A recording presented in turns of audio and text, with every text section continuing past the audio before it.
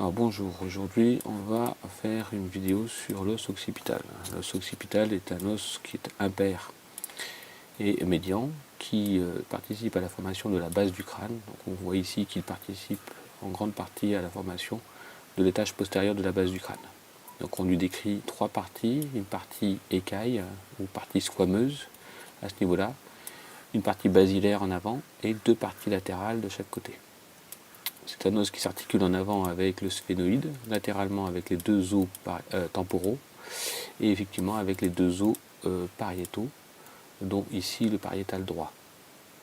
Si on fait une description de l'os en vue externe, donc je resitue un petit peu, vous avez la droite ici à la droite, vous avez le haut, on va dire ici, et puis vous avez le bas, l'arrière vers vous. Donc cet os, on peut lui décrire une partie écaille à ce niveau-là, qui est marquée par une bosse, ce qu'on appelle la bosse occipitale externe. Cette bosse occipitale externe donne des lignes, ce qu'on appelle les lignes nucales. Vous avez en fait une ligne nucale supérieure et une ligne nucale suprême qui sont souvent, normalement, qui devraient être distinctes. Ces lignes nucales donnent insertion à des muscles. La ligne nucale suprême donne insertion, qui est relativement peu marquée, va donner insertion au muscle occipito-frontal. J'ai essayé de vous montrer ça.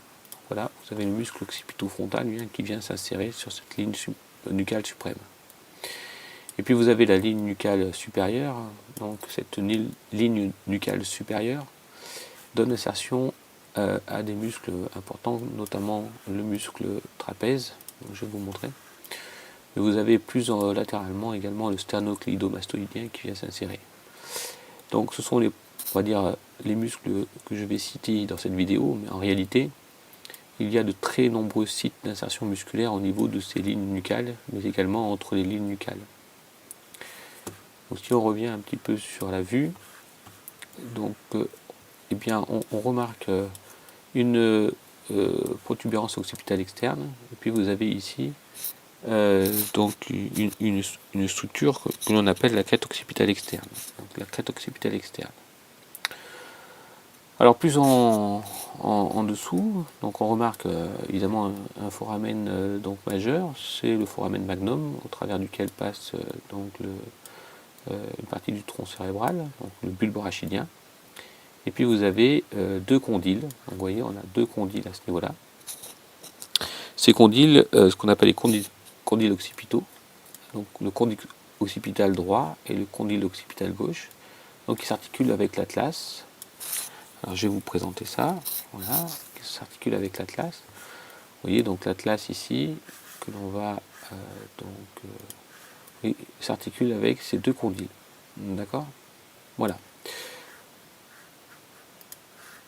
Alors on peut remarquer donc en arrière de ces condyles, donc on peut observer la présence de fosses condylaires, pas d'orifice, hein, ce sont ce qu'on appelle les fosses condylaires à ce niveau-là. Alors par contre, ce que l'on peut décrire, c'est que on remarque ici, voilà, on remarque ici deux orifices. Alors ces deux orifices importants, c'est le canal donc, du nerf hypoglosse. Ce canal du nerf hypoglosse donc laisse passer, comme son nom l'indique, le nerf hypoglosse. Puis vous avez ici donc une structure particulière, c'est l'incisure, cette incisure jugulaire. L'incisure jugulaire en fait qui participe avec l'os temporal à la formation du foramen jugulaire, au travers duquel passe la jugulaire interne. Et puis vous avez ici le processus jugulaire, donc de l'os occipital, qui vient fermer ce foramen jugulaire. Donc ici vous avez le foramen du nerf hypoglosse, et puis vous avez ici le foramen jugulaire. Alors pour essayer d'illustrer tout ça, eh bien voilà, vous avez le jugulaire qui passe à ce niveau-là, vous voyez, on a bien le jugulaire qui va passer au niveau de ce foramen, donc qui aboutit donc à l'intérieur par le sinus, hein, le bulbe du coronaire, je vais y arriver, de la jugulaire, excusez-moi, jugulaire interne. Et puis vous avez, à ne pas confondre, alors justement je voulais vous le préciser, à ne pas confondre avec l'artère carotide, donc que je vais vous présenter. Vous voyez, l'artère carotide passe par le foramen carotidien, mais là on est un peu hors sujet puisque on parle de l'os temporal. Enfin bon, c'était pour vous présenter les deux et surtout que vous ne fassiez pas la confusion entre les deux. Donc je vous ai dit donc le foramen jugulaire à ce niveau-là, et puis vous avez ici le foramen du nerf hypoglosse. Alors je vais vous présenter ça. Alors le foramen du nerf hypoglosse, vous voyez, on a le nerf hypoglosse ici qui passe, donc qui naît donc du bulbe rachidien. Alors autant le mettre, on va mettre le bulbe rachidien. Donc voilà, on va mettre le bulbe rachidien. Voilà, donc il naît du bulbe rachidien, vous voyez ici, et il va passer par le foramen de l'hypoglosse. Alors, il y a une dernière structure que l'on devrait voir ici, mais qu'on ne voit pas. Mais vous avez ce qu'on appelle le tubercule pharyngien, qui donne insertion notamment au raphet du pharynx. Alors, je vais vous montrer ça. Donc, en effet, vous voyez le pharynx, là, on a le muscle, notamment constricteur supérieur du pharynx, qui vient s'insérer sur le raphet médian. Hein. Vous voyez, vous avez un raphet médian, et ce raphet vient s'insérer notamment ici sur ce qu'on appelle le tubercule pharyngien. Donc voilà pour cette vue externe et inférieure. Voyons un petit peu l'intérieur de l'os. Donc on va regarder à l'intérieur. Alors à l'intérieur, on voit on retrouve notre foramen occipital, le foramen magnum. On retrouve ici nos deux foramen du nerf hypoglosse à ce niveau-là. On voit que l'os occipital participe à la formation du foramen jugulaire qui est ici. Donc on voit ici le bulbe jugulaire gauche. Donc on voit ici qu'il participe à la formation de cette incisure ici jugulaire. Et puis vous avez ici le processus jugulaire. Alors en fait, on voit ici que l'os est marqué d'un sillon.